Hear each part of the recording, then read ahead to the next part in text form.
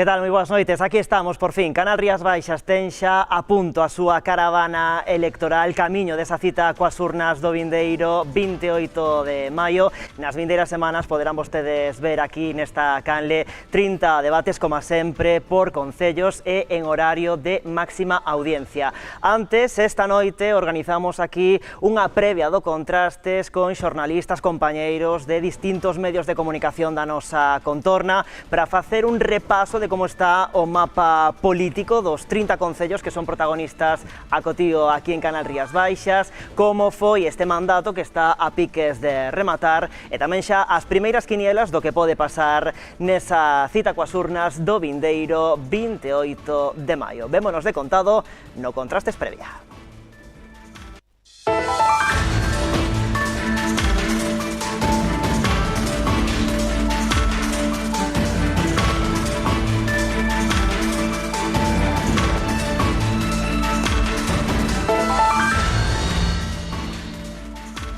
Que tal? Moi boas noites, aquí estamos, por fin. Canal Rías Baixas ten a punto a súa caravana electoral camiño da cita coas urnas do vindeiro 28 de maio. Nas vindeiras semanas terán vostedes ocasión de ver aquí 30 debates, como sempre, por concellos e en horario de máxima audiencia. Unha cobertura ampla e plural para que vostedes teñan as cousas claras o día das eleccións. Precisamente, nesa xornada, o 28 de maio, esta casa vai ofrecer un programa especial en directo, facendo un seguimento do escrutinio e tamén analizando eses primeiros resultados. Pero antes de todo iso, organizamos esta noite unha previa do Contrastes con xornalistas de diferentes medios de comunicación da nosa contorna, un poquinho pois para repasar como está o mapa político nestes momentos nas distintas comarcas, ver como foi o mandato nestes 30 municipios e de paso, xa que estamos, pois facer as primeiras quinielas do que pode pasar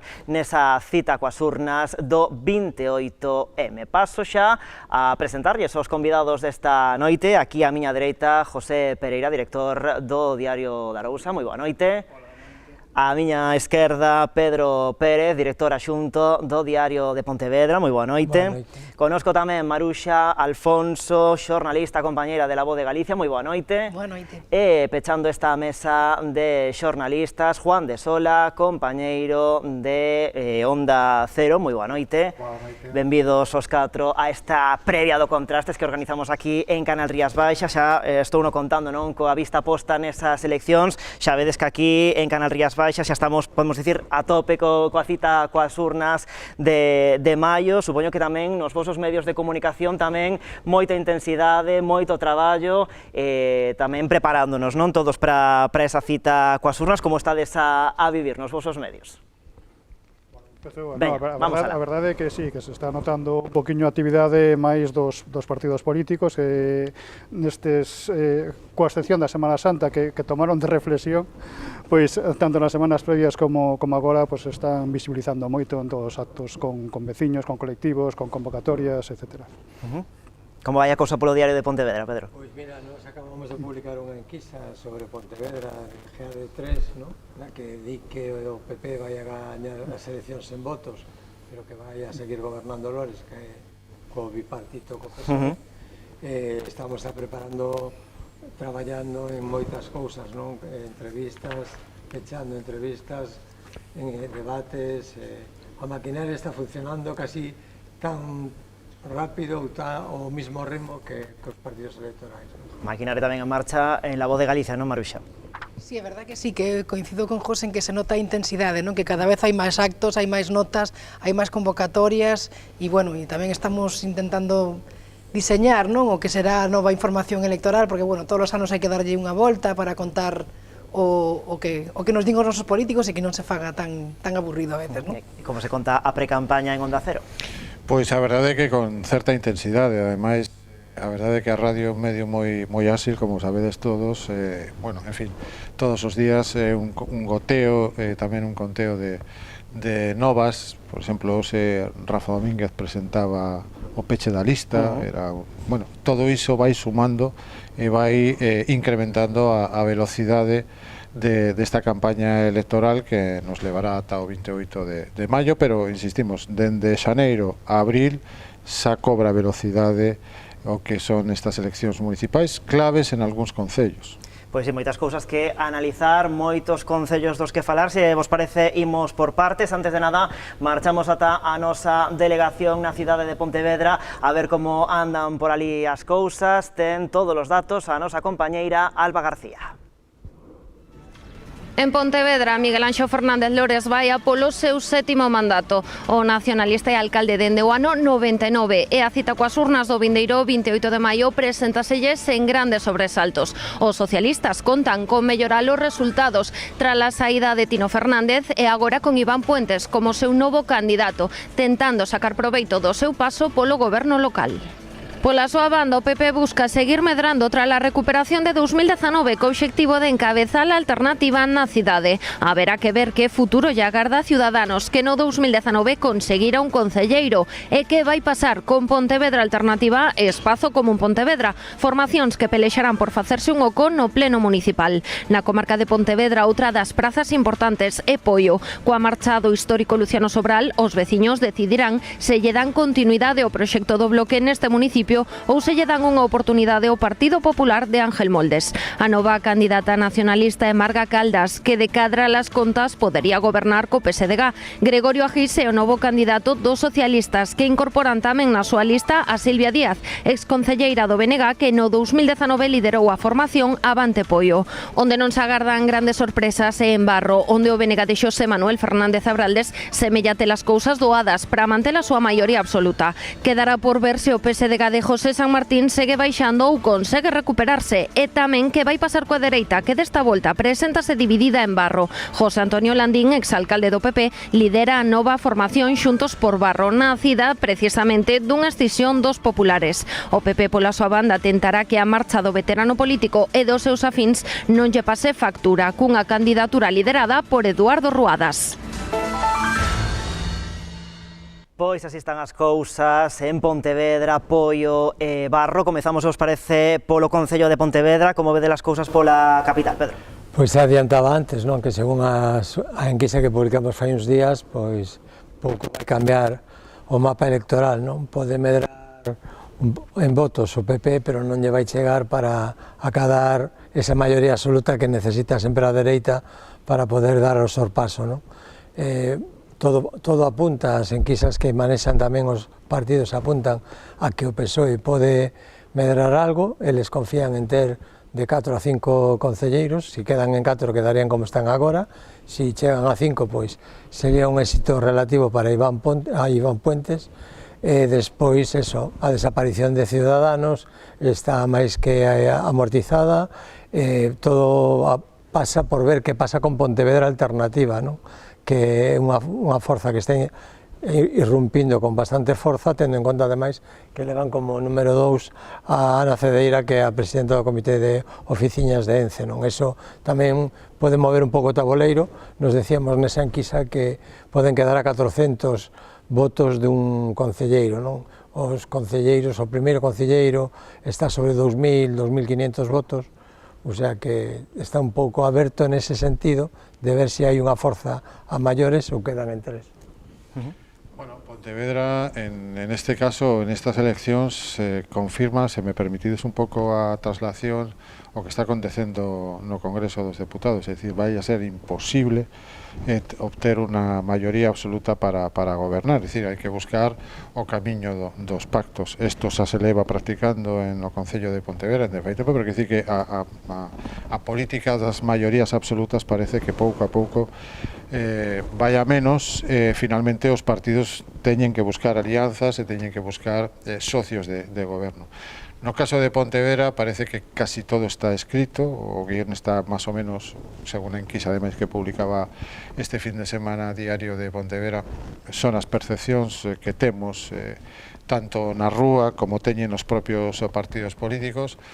Sí que unha gran incógnita a irrupción dos novos partidos, por onde poden sair, o seu percorrido está moi caro, dende logo, o primeiro concelleiro, esos primeiros miles de votos é moi caro, non sabemos se aí pode haber algún movimento en a configuración da corporación municipal.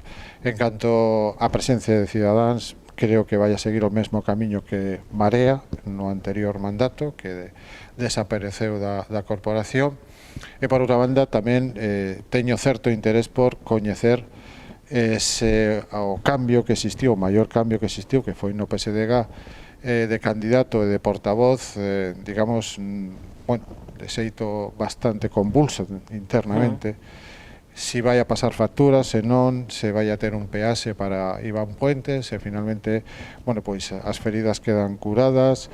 É interesante saber cal vai a ser o comportamento do afiliado e do simpatizante dos socialistas na capital da provincia.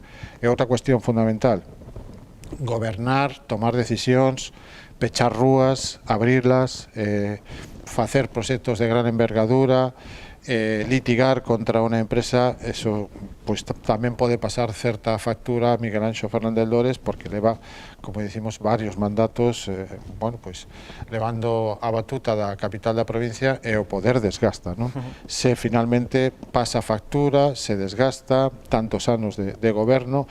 É unha incógnita, por outra banda, a lista que vai a presentar Miguel Anxo Fernández Lores, quen vai a acompañar en este novo proxecto do BNG, e, bueno, todo iso son grandes preguntas que terán unha resposta o vindeiro 28 de maio. Claro, Lores que vai a polo seu sétimo mandato na cidade de Pontevedra, e dicía ademais nun acto recente que se atopa no seu mellor momento político e persoal, por aquí. Bueno, eu creo que esa é a gran dúbida, non? Si realmente vai a acusar o desgaste, porque hasta hai pouco creíamos que había alcaldes que son eternos no tempo, non? Que poden estar sempre, e resulta que a experiencia demostrounos que non, que o caso de Alberto García en Catoira, por exemplo, que deixou de ser alcalde despois de moitos anos, e, bueno, eu creo que Lores, de todas formas, sigue contando con apoios máis que suficientes para seguir adiante outros 4 anos, ou que vai a seguir contando con eses apoios.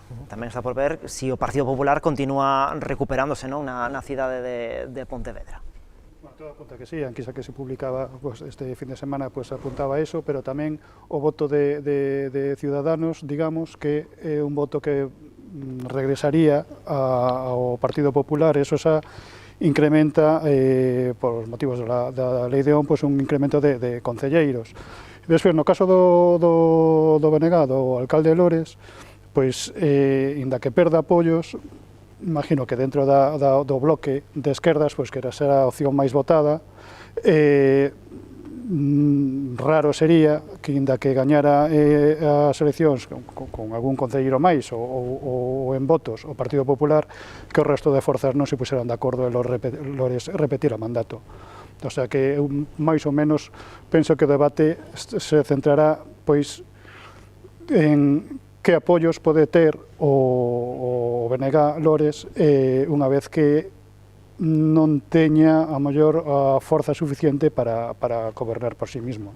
Dicía antes, Juan, este cambio convulso de líder que houve no Partido Socialista, a marcha de Tino Fernández, a chegada como candidato de Iván Puentes, boa sintonía, podemos dicir, entre Lores e Tino Fernández. Non sei como vedes a relación que pode xurdir logo das eleccións entre Lores e o novo líder dos socialistas na cidade. Si se necesitan, evidentemente van a chegar a acordos, xa demostraron que foron capaces de facelo, xa non é a primeira vez que gobernan xuntos, eu creo que non van a ter ningún problema. Tino Fernández na anterior campaña acabou rompendo prácticamente con Lores e depois non tuvo ningún problema en firmar a paz e firmar o pacto de goberno, non? O sea, hai que diferenciar o que é a precampaña, a campaña electoral, no que os partidos intentan amosar un distanzamento do outro, do que está gobernando, porque senón o electorado iríase todo a Lores, que evidentemente suma da dereita, suma da esquerda, porque nestas eleccións en Pontevedra votase tamén moito a persoa. Entonces, claro, en este momento o que estamos asistindo é esa representación de tensión previa a unha campaña electoral na que todos queren sair a gañar. Quen queda por aquí, veña? No, digo que sí, que moitas veces o que comentaba el de romper antes, de tensar as situacións, as relacións entre socios, pois a mellor responde un poquinho a un interés electoral, ¿no? A unha estrategia. Digamos que agora marco o meu camiño para tratar de diferenciarme e ter un electorado e non, porque moitas veces o que sucede que nos pactos, pois o partido mayoritario que ostenta a alcaldía, pois cómese realmente o que sustenta ese goberno. Entonces, pues, por iso poden ser estrategias, pero ahora de verdade vanse a liar. A min extrañaríame moito que, bueno, habría que ver o tabuleiro electoral como queda, non? Pero que non se puxeran de acordo e que permitiran que o Partido Popular pois gobernara en Pontevedra. Sobre todo porque existe xa unha tradición, non? O sea, non é a primeira vez que se van a sentar. Eu creo que uns coñecen dos outros e os outros coñecen dos uns e saben a que poden aspirar, ata onde poden chegar e, home, nun mandato con Roberto Taboada de líder do PSDG sempre gobernaron xuntos, o sea que prácticamente, bueno, é un outro creo que tamén porque lles daba máis ou menos os votos, non? Pero vamos, prácticamente veñen gobernando ou cohabitando. Claro. Desde 1999. Claro, por eso che digo que é algo que xa está como instaurado, non é de boas, ainda que cambien os cabezas de cartel, a tradición do partido é a mesma. Eu creo que é algo que lles vai ben os dous e que non creo que teñan problemas a hora de... Loreso pasou mal cando tentou gobernar en minoría, cando casi a cada maioría, pero se quedou ás portas e buscou esa minoría que finalmente miraba para a Marea e miraba para o PSDG. O PSDG, a verdade é que se comportou ás veces bastante duro co que agora é o seu socio de goberno, non?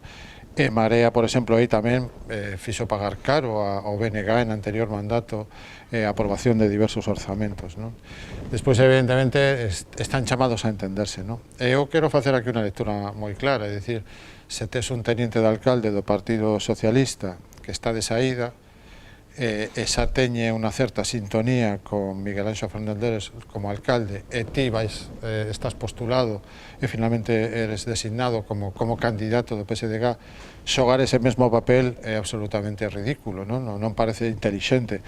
O intelixente é o que está a facer Iván Puentes agora, é marcar, trazar unha liña de diferenciación, buscar ese quinto concelleiro, a ver se dan as contas.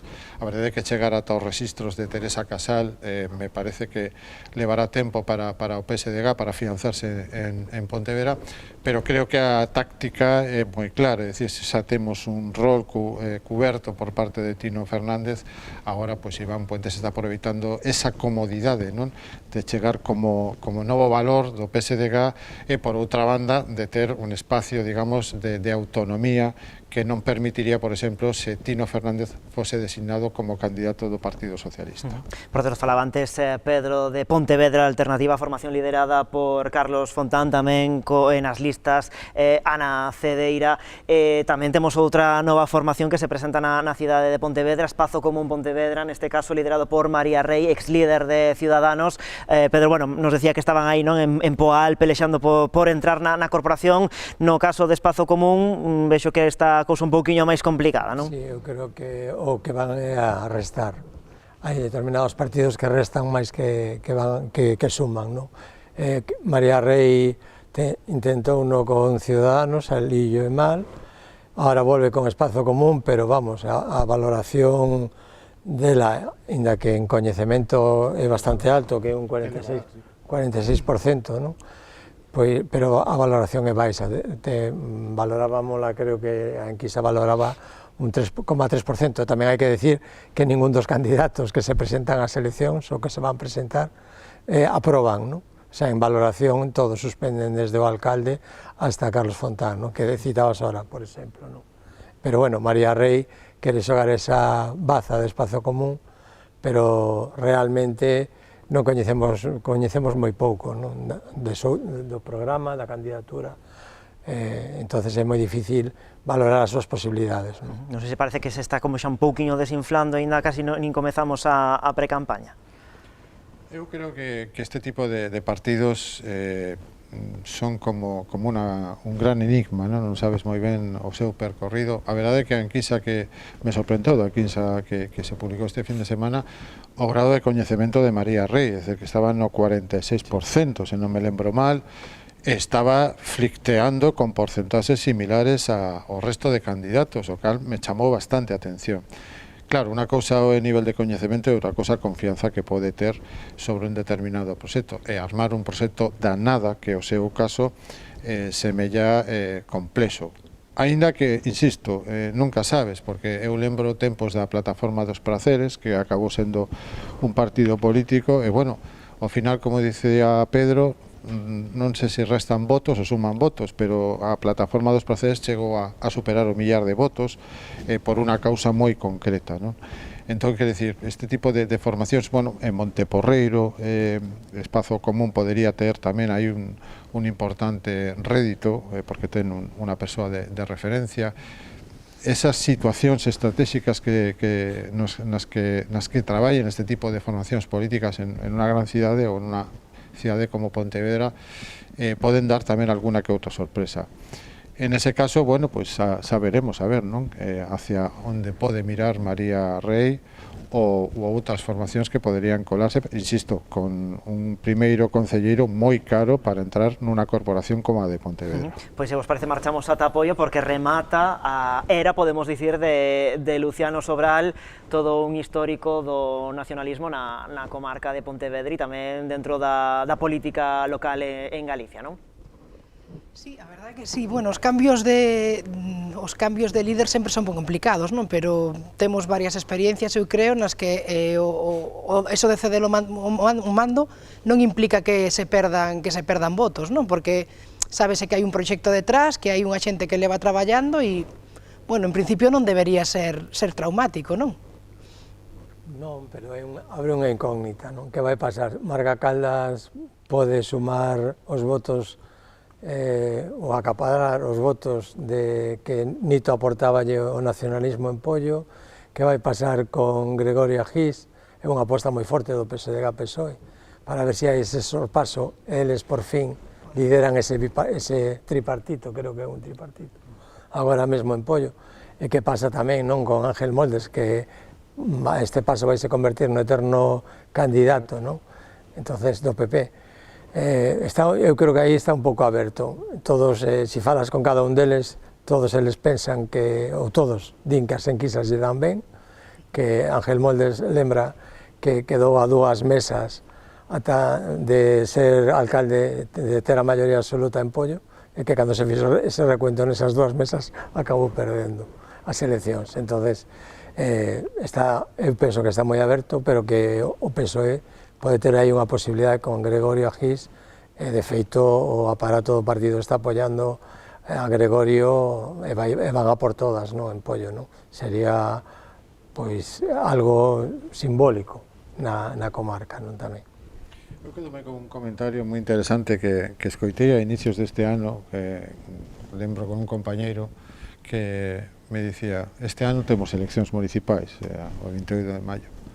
O máis importante, o máis intenso e o máis interesante da ría de Pontevedra está en Pollo.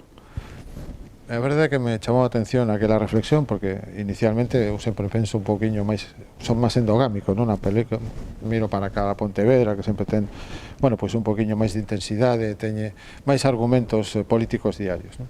E a verdade é que sí, tiña razón en aquela reflexión, teño que recoñecer que sí, que efectivamente Pollo é absolutamente a día de hoxe unha dúbida, unha gran dúbida sobre o que pode acontecer. Dende o meu punto de vista, vexo a Ángel Moldes con unha última oportunidade, será a súa última oportunidade, creo eu, e a verdade é que o PP tivo na mano o bastón de mando, acariciou o bastón de mando en varias ocasións, non só na era de Ángel Moldes, sino anteriormente, pero non conseguiu desmontar aí o pacto entre os partidos de esquerdas. A saída de Nito Sobral, a verdade é que xa tiña que producirse moito antes que agora, bueno, pero ao final decidiu volver a presentarse neste mandato e dar o relevo a Marga Caldas. Non sabemos moi ben o trekking que pode ter Marga Caldas actualmente. Eu penso que aquí a gran baza a xoga Gregorio Agís, que é a gran aposta política en ese concello, é deputado provincial, con gran presencia na Deputación de Pontevedra, en proxectos de importante investimento, está moi presente a súa figura política, é un home clave no que foi na apertura da illa de Tambo, que iso pode ter tamén un gran rendemento a nivel político, e despois tamén notase que o partido está arropando a este candidato, como por exemplo o seu propio secretario a nivel provincial, que é delegado do Estado na Zona Franca, co que recentemente acabou un acordo para facer unha serie de proxectos no Concello. Por lo tanto, creo que aí tamén son bazas tácticas e tamén proformas de gobernar que están presentándose antes da campaña real e que poden ser determinantes en un concello como Pollo, que sin dúbida nada ten que ver cos inicios de Nito Sobral a día de hoxe. Ademais, esa xogada non de incorporar dentro da lista do Partido Socialista a outra formación que sería competencia directa, podemos decir, non, de Silvia Díaz, incorporar tamén dentro da lista do Partido Socialista. Se os parece, marchamos ata o Concello de Barro. Ali, en principio, pois parece que van ser unhas eleccións de trámite, parece que a maioría absoluta para o BNG de Abraldes está, en principio, que estas cousas nunca se sabe, pero en principio está xa confirmada ou en riba da mesa cando menos. O que queda por ver é que tal lle vai ir o Partido Popular logo desa ruptura co seu histórico líder nesa localidade con Landín, que agora vai ser o candidato de Xuntos por Barro. Non sei como vedes a treboada política que hai neste caso na dereita, no Concello de Barro. Bueno, penso que está claro que o Partido Popular, pues, a lógica di que terá que perder apoio respecto ás eleccións pasadas, non? Porque si estaba Landín de referente e agora está no outro partido, hai unha división interna, pois ese sempre ten un coste electoral.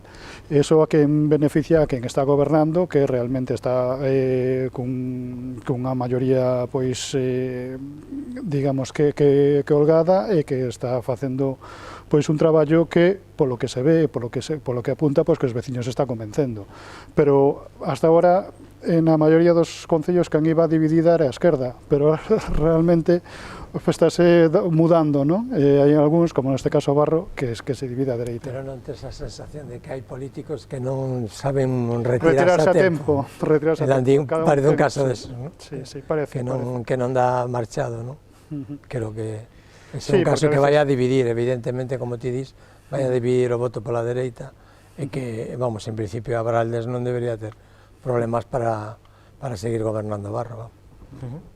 Bueno, pois, se vos parece, si Maruxa, adiante. Non. No, vale, pois nada, se vos parece, decía, seguimos percorrendo a... Sí. Quería apuntar que antes mencionabas que o percorrido que pode ter a boa xestión en pandemia. Creo que Xosé Manuel Abraldes, no caso do Concello de Barro, sí pode recoller algo de colleita de unha boa xestión feita durante a época de pandemia, que foi moitos alcaldes deron a talla en ese tempo, pero no caso de Abraldes teño que dicir que incluso o trato persoal era de un home que buscaba saídas intelixentes a situacións de incertidume, non? Esa confianza que el xerou na veciñanza en aquel tempo, creo que agora pode ter unha boa colleita este vindeiro 28 de maio para a candidatura de Xosé Manuel Abraldes. Se existe memoria social, que a veces se perde, memoria social para decidir un voto. Bueno, pois marchamos agora así ata unha das comarcas onde a maioría absoluta anda máis ben escasa, é a comarca do Barbanza. Ali diría que pode pasar prácticamente de todo nos 4 concellos. Repasamos como está a cousa con o noso compañeiro Franco Uselo. Na comarca do Barbanza, Rianxo é a praza máis aberta nestas eleccións municipais. O actual alcalde, Adolfo Muiños, non vai a repetir como candidato do BNG. O cabeza de cartel vai a ser o concelleiro Xusto Ordóñez. Haberá que ver se esta remuda convence aos rianxeiros, que converteron o Bloque na primeira forza do municipio no 2015 e no 2019. Tamén muda o candidato do Partido Socialista. Óscar Rial colle o testemuño da actual tenente de alcalde, Carmen Figueira. Tamén hai novidades no Partido Popular. José Luis Castiñeira será finalmente o candidato á alcaldía. Mentres, Julián Bustelo mantense á fronte de Rianxo en Común, confiando en que as remudas de candidatos do BNG e do PSOE se traduzan nun incremento de apoios para a súa candidatura. O resto de concellos da comarca poderían quedar máis ou menos como están na actualidade. En Boiro, o socialista José Ramón Romero aspira a ensanchar o apoio colleitado no 2019. Tamén tentará sacar partido á súa acción dentro do goberno local do Torrado, de Boiro Novo. O Partido Popular, pola súa banda, tentará recuperar o terreo perdido co seu novo candidato, Fernando García. Tamén estrean candidato en Iniciativa Cidadá de Boiro, coa renuncia do histórico Manuel Velo. O número 1 da candidatura será José Antonio García. No Bloque, pola súa banda, volven a apostar por Raquel Suárez. En Ribeira, Manuel Ruiz confía en continuar á fronte do Concello 4 anos máis. É alcalde dende o ano 2011. Iso sí, haberá que ver se o PBBI, xurdido dunha escisión do Partido Popular, mantén ou incrementa a súa representación. Na esquerda, tanto o Partido Socialista como o Bloque Nacionalista Galego cambian de candidato. O dos socialistas será Francisco Suárez Puerta e o dos nacionalistas Luís Pérez Barral. Tamén haberá que ver se Iniciativa Progresista de Ribeira e o Partido Galego acadan representación ou quedan fora do consistorio. Por último, na Pobra, Xosé Lois Piñeiro, alcalde dende o ano 2015 por Nós Pobra, opta un terceiro mandato. A novidade neste concello é a nova candidatura do Bloque, a actual concelleira de Goberno Amparo Cerecedo. Patricia Lojo, tamén nestes momentos no Goberno, repetirá como candidata do Partido Socialista. Tamén se volve presentar, neste caso polo Partido Popular, Manuel Durán. Neste concello haberá tamén que ver que impacto terá nas urnas finalmente unha nova formación, Veciños Independentes da Pobra. Bueno, pois de entrada, onde menos dúbidas pode haberse cadra é no Concello de Ribeira e onde pode estar todo máis aberto é no de Rianxo, se cadra por iso de que os dous partidos que están no goberno nestes momentos estrean novo candidato. Como vede a cousa do outro lado da ría?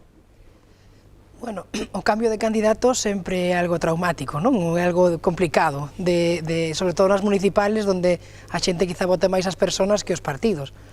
Pero, bueno, tampouco ten por que supoñer un revulsivo, como para que cambien completamente as tornas, non? O importante, eu creo que vai a ser como venden eses novos candidatos, non? O traballo que fixeron os anteriores. Esa é a gran incógnita, como vais recoller ese fruto do traballo que fixo unha persoa que xa non vai a estar, non? Entonces, bueno, eu creo que aí as eleccións en eses concellos dos que falábamos en Rianxo e en Ribeira van a estar moi abertas, non? Entonces, vamos, hai que esperar a que se presenten programas, a que se empece a traballar, a que eles se den a coñecer, porque tampouco sabemos exactamente que cambio, si só vai ser un cambio de cartel e van a seguir postulándose da mesma maneira, non? Entonces, eu creo que neste momento hai que esperar, non? Dentro desa incertidumbre que hai, non? No caso do novo candidato do BNG, Xusto Ordóñez, agora mesmo xa é concelleiro de distintas áreas dentro do goberno local de Rianxo. O candidato do Partido Socialista, Óscar Rial, é coñecido na localidade, entre outras cousas, pola súa actividade deportiva en diferentes ámbitos ao longo dos últimos anos, que iso tamén de ser coñecido na túa vila tamén sempre é unha cousa que pode axudar ou non a colleitar máis votos. Penso que, bueno, nese carón da Ría de Arousa, o importante creo que manter os bastións, non? Tradicionais bastións da esquerda, non? Caso do BNG e caso do PSDG. A marca pesa moito no electorado desa zona do sur da provincia da Coruña, especialmente unha marcas de esquerda que sempre tradicionalmente tiveron capacidade para entenderse e gobernar, non? Aí a gran pregunta é o Partido Popular que vai a facer, se ten percorrido, se ten opcións incluso de ter algo de representación nas corporacións municipais, ou vai seguir nas mesmas, non? Pero en canto ao cambio de candidato, creo que estamos nun tempo no que se vos fixades, es comeza a ver novas xeracións na política, algúns continúan, caso falábamos antes de Pontevedra, pero outros, bueno, pois como vedes, finalmente teñen que acabar dando o testigo, o caso que temos agora en análisis, polo tanto, bueno, o candidato se fai dende unha concellería, se fai dende o aparato do partido, e tamén se fai el mesmo, non? Non é o mesmo cando comeza un en política e se postula como candidato que despois, non? Entón, temos que ver exactamente cal é a súa capacidade como perfil, como liderazgo e cal é a capacidade do propio partido, o caso do BNG, o caso do PSDG, para poder arrastrar votos. Insisto que aí a baza está en cal vai a ser o comportamento da dereita ou do militante ou do simpatizante da dereita para desestabilizar esos concellos tradicionalmente da esquerda. Bueno, Rianxo, sí, como decía ahora, hai unha tradición de voto de esquerda. A verdade é que a marcha de Adolfo Muiños pois vais a notar porque era un líder claro, destacado, recoñecido, pero bueno, o novo candidato pois tamén ten percorrido o que se comentaba antes do Partido Socialista, que é moi coñecido no ámbito social e deportivo da vila, pois eso tamén contribúe un pouco a ter un voto máis transversal e non tan ideolóxico, mellor, non? Pero eu penso que aí en Rianxo o que se dirimirá, digamos, será quen da esquerda gobernará, porque non vexo ahora mismo opcións de que o Partido Popular poida arrebatarlle unha alcaldía. Donde non o vexo tan claro é en Boiro, porque hai moitísimos partidos, e incluso en Ribeira, porque en Ribeira, que se falábamos antes de que se estaba dividindo a dereita, pois Ribeira foi pioneira nese caso, non? A maioría dos concelleiros que hai na corporación pois realmente corresponden á dereita, porque é o Partido Popular e o PBBI que, digamos que é unha escisión, non? Que despois que foi marcando. E ademais, pasa outra cousa nese municipio, que é a cantidade de partidos políticos que se presentan. Nun momento que estamos vendo que as formacións van a menos, comparado coas anteriores, porque eu vou facendo contas nas anteriores, no que os municipios de Arousa, das dúas marxes da ría de Arousa, máis o Ulla Umia, salían como 90 candidaturas, e agora hai como 20 menos, o sea que, pero, sin embargo, hai municipios onde pois se polariza moito pois a ideoloxía, non? Como o caso de Ribeira. Dous bastións, decía antes Juan, no, que eran anteriormente do Partido Popular, como é o caso da Pobra e de Boiro, agora mesmo con gobernos liderados pola esquerda. Parece que neses dous municipios ten, bueno, certa dificultade o Partido Popular, se cadra, no, que dicía agora José, certa dificultade para recuperar ese terreo perdido. Non sei tamén se o feito na oposición durante estes últimos 4 anos tamén serviu para ir sementando, non, o que agora se pretende recoller. Veña, Maruxa. Eu creo que sempre, unha vez que perdes un municipio, sempre é difícil o regreso, non? Salvo en algúns casos moi contados, volver os 4 anos é algo complicado, non? E máis se a nova formación pois se vai asentando, vai facendo cousas e vai demostrando que eles tamén poden, non? Está pasando noutros municipios tradicionalmente de dereitas como Cambados, por exemplo, que levamos 8 anos cun goberno de esquerdas, non? E parecía que a primeira vez que a perdeu era só algo temporal, algo momentáneo, e non foi así, non? Entón, eu creo que a dereita lle costa volver, unha vez que perde, que lle costa volver. O problema que teñen, non? Cando estás na oposición é que tens que presentar un proxecto moi ilusionante, non? En Pontevedra, por exemplo, lembramos todavía o programa de Telmo Martín, cando se presentou de candidato polo PP a Pontevedra, que estuvo a 1000 votos de sair a maioría absoluta, non? Era un programa totalmente rompedor e que lle chegou a xente. Entonces, se ti estás na oposición ou tens que facer algo chamativo, ou senón... Ou encontrar unha causa que desgaste realmente os... Claro, pero que agora mesmo non se ve, non? Claro. O sea, é moi difícil, porque, por exemplo, se en Pontevedra se dera o sorpaso, non? Ou en Boiro ou en Rianxo, se dá un sorpaso nas forzas de esquerda, sempre van a sumar, o sea, mentre sumen, o PP non ten nada que facer. Non ten nada que...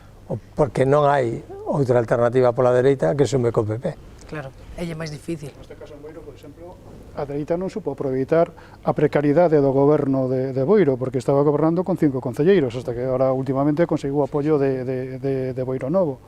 Entonces, gobernando en precario durante todo ese tempo, pois podía, digamos, facer unha labor de desgaste para que ahora recoller o fruto, non? Ou dinamitalo de que non fora capaz de gobernar.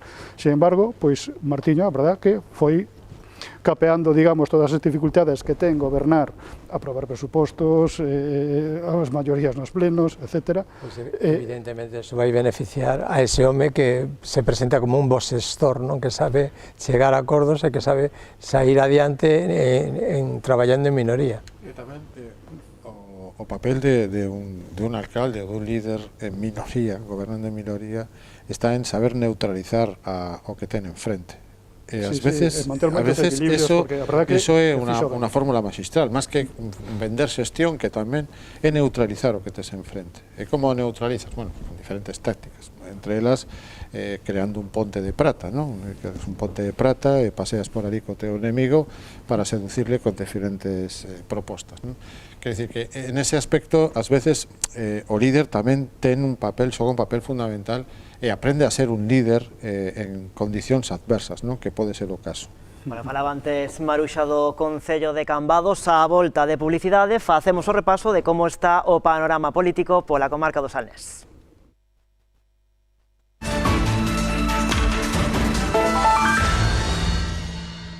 Pois nada, aquí continuamos na previa do Contrastes en Canal Rías Baixas. Agora, se os parece, reflexionamos un poquinho sobre o papel que xoga e vai xogar a muller, as candidatas nas distintas localidades da nosa contorna, porque o certo é que nestes momentos temos moi pouquiñas alcaldesas gobernando nas nosas comarcas. Temos, por exemplo, a Marta Giraldez no Concello de Meis, en Marín a María Ramallo, en Muros a Inés Monteagudo, en Lousame a Teresa Villaverde. E ademais tampouco é que a cousa vai a cambiar moito logo das eleccións do 28 de maio, porque a maioría das candidaturas están lideradas por homes, e que é certo que temos novas candidatas nalgúns dos nosos concellos, como por exemplo, xa falábamos no primeiro treito do programa, a Marga Caldas, no caso do Bloque no Concello de Poio, ou tamén no caso de Cambados, a nova candidata do Partido Popular, Sabela Fole. Bueno, pregúntovos, como vedes a cousa da implicación da muller na política local, que parece que non dan chegado aí aos postos de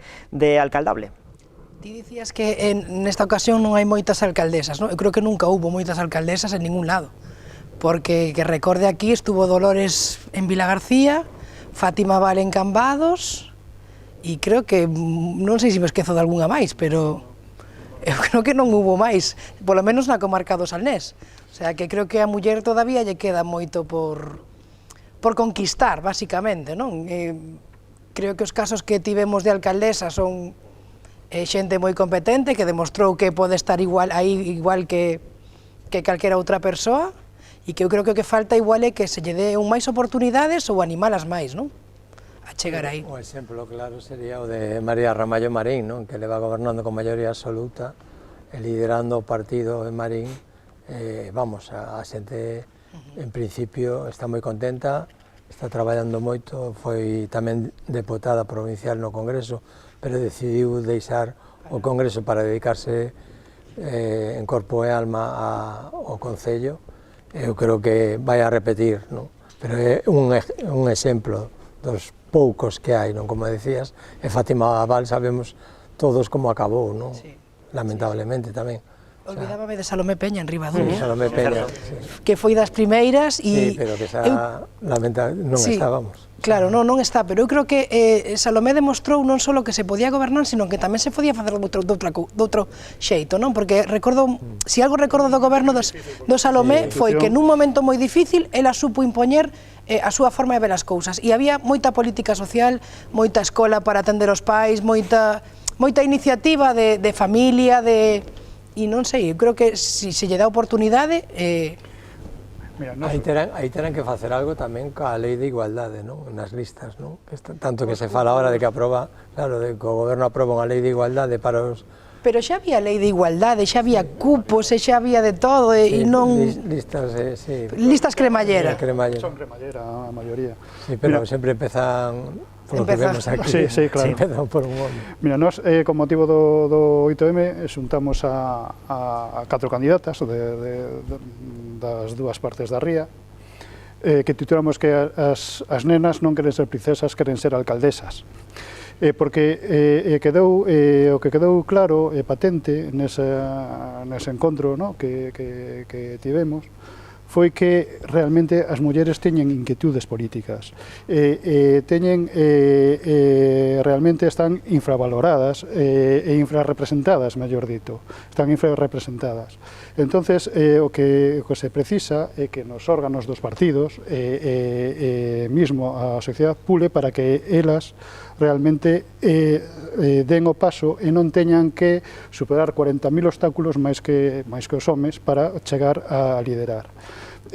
Comentaba unha delas que chamaban a ela lideresa, pero en plan despectivo, ¿no?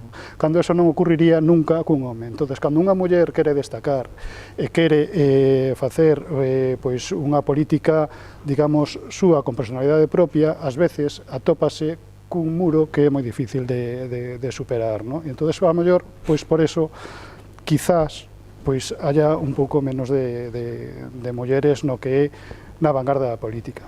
Pero chama a atención, non, que no Salnés, na comarca de Arosa Salnés, renóvese o 60% da lista dos candidatos e que haxa tan poucas mulleres, non? O sea, si renovamos tanto, pero non somos capaces de darlle voz ou paso adiante de empurrar as mulleres para que lideren estas candidaturas. Eu creo que tamén a muller ten unha serie de impedimentos que fai que chegue a política ou que se acerque máis á política, non?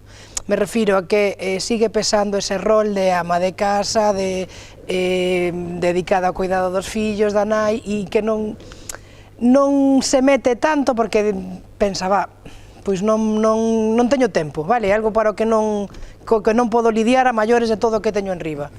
Entón, creo que eso tamén é un impedimento todavía para que... Entonces algo estamos facendo mal como sociedade. Que non é unha igualdade real. Estamos facendo algo mal como sociedade. Porque se a muller quere ser política, pois se ten que cuidar os nenos ao pai, pois ten que cuidar os nenos ao pai. As que chegaron arriba, as que chegaron a ser alcaldesas, Inés Rey ou María Ramallo, por exemplo, por poñer dous exemplos, ou Ana Pastor, que foi vicepresidenta, ministra e presidenta do Congreso, demostraron que poden facelo mellor que moitos homes. O sea, aquí temos unha presidenta da Mancomunidade por primeira vez. Temos unha presidenta da Diputación, Carmela. Temos unha presidenta da Diputación, o sea que eu non creo que sexa unha cuestión de competencias ou de menos formación, sino de respaldalas e de eso, que tamén sigue estando como mal visto que unha muller teña ambición, non? Parece que ti non podes ter, non é o mismo que a teña un home que a teña unha muller, non? Vese de outra maneira, e o mellor... Eu creo que, se me permitides, vou un poquinho estructural, non? É dicir, a composición da sociedade, e aquí notase moitísimo, bueno, pois, facturas pendentes que temos aínda por resolver, non? Como sociedade. Primeiro, vou ao interno dos partidos e despois vou ao aspecto sociolóxico. A nivel interno, creo que os partidos promulgan moito cara fora coa palabra igualdade, buscan esa estética idónea para dar imaxen de igualdade que logo non se cumpre internamente, porque se ve claramente que non se potencian ni candidatas, ni concelleiras, ni nada polo estilo, porque temos nestes comicios un declive absoluto polo menos dese equilibrio, non? Un declive absoluto que, por exemplo, fai 10 anos parecía que estaba en plena explosión e eclosión, non? Entón, creo que os propios aparatos dos partidos, con meu respeto, non coidan suficientemente esa cuestión de potenciar perfiles con esa perspectiva feminista e, ademais, como queda comprobado, a mí, por exemplo, gústame, e o digo con toda a sinceridade del mundo, gústame o perfil de María Ramallo porque é unha muller que xestiona sen estridencias. É capaz de facer política municipal e facelo sin ningún tipo de estridencia, sin unha reverberación de grandes escándalos, non? E iso, como veciña ou incluso como xornalista, pois agradecese bastante, é dicir, que se faga unha xestión e unha política máis ou menos sosegada, moderada. Poderá ter os seus erros, os seus defectos, o seu carácter, a súa personalidade, niso non entro. Entro, digamos, no resumo da política que leva facendo María Ramallo durante todos estes anos. Mencionabas antes a Ana Pastor, mencionabas antes a Fátima Val, que a verdade é que pasou por unha viaxe moi complicada en Cambados, incluso tirando, apuntando hacia a súa condición de muller, que me parece absolutamente lamentable internamente, ¿no? Lamentable. Cando se coñece a realidade do que pasou aí, algún terá que escapar de Cambados. Pero máis alá diso, tamén externamente, sociolóxicamente, a muller parece que ten esa necesidade de demostrar 3 veces que cumpre co perfil que un home só te que demostrar unha vez, e non é entendible. Entón aí existe un perigo. A muller non está disposta a unha sobreexposición e a un desgaste acelerado da súa imaxe, da súa vida, digamos, da súa calidade, non? Como ser humano. E aí está un pouco a clave, creo que internamente nos partidos non hai un fomento real da igualdade, e externamente a nivel estructural aínda temos unha longa viaxe para chegar ao punto que queremos. Bueno, pues sí, adiante. Pero es que nos partidos, por ejemplo, si te das conta, as concellerías que se asignan ás mulleres generalmente teñen que ver cos servizos sociais, cultura, servizos sociais, non obras, non unha tenencia de alcaldía na que... O máis chamativo que vin unha muller foi Teresa Taguas, que levou un área técnica na Xunta de Galicia, ou María José, que está agora no Concello de Vigo. Al mes hai unha concellería de obras, que ainda comentaba outro día a alcaldesa, que iba ás obras e estaban ali os obreiros, vamos, e tal, e non lle pintaban nin caso ao principio, porque que vai a saber isto. Pero claro, eso é a base de educar a xente de que realmente, pois, pode facer ese traballo igual que calqueira, e, sin embargo, agora é tan respetada como tan respetada, non, é respetada como ten que ser respetada. Entonces, pero creo que medio para diante imos para atrás, non? Porque ese machismo que na miña época, esas actitudes que na miña época xa considerábamos recalcitrantes, sigues atopándolas hoxe en día, non? Pero ti que vas a saber? Vamos a ver, levas 23 anos nesto e... Claro, os propios partidos teñen que darlle concellerías con responsabilidade e visibilidade.